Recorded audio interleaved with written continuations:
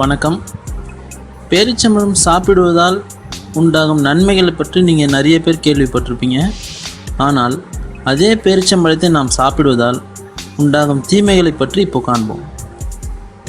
பேரிச்சம்பழத்தினை சாப்பிடுவதால் இரும்புச்சத்து அதிகரிக்கப்பட்டு இரத்த சோகை ஏற்படுவது தடுக்கப்படும்.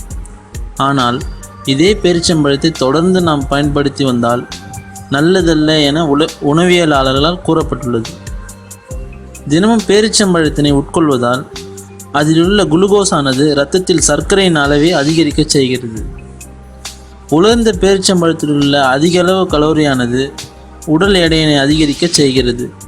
எனவே டயட்டில் இருப்பவர்கள் கண்டிப்பாக பேரிச்சம்பழத்தினை தவிர்ப்பது நல்லது. பேரிச்சம்பழத்தில் அதிக அளவு ஃபைபரானது உள்ளது.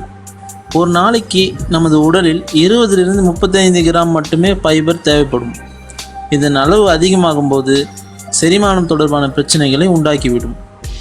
மேலும் சில சமயங்களில் இதில் உள்ள அளவுக்கு அதிகமான ஃபைபரானது வயிற்றுப்போக்கினை உண்டாக்குகிறது. மேலும் இதில் உள்ள குளுக்கோஸ் வாயு தொல்லையினை உண்டாக்கும்.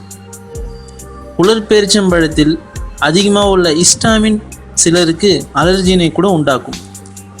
சில நேரங்களில் பல் தொடர்பான பிரச்சனையும் ஏற்படுத்திவிடும். எனவே பேரிச்சம்பழத்தை அளவோடு சாப்பிட்டு மகிழ்ச்சியாக வாழுங்கள். நன்றி.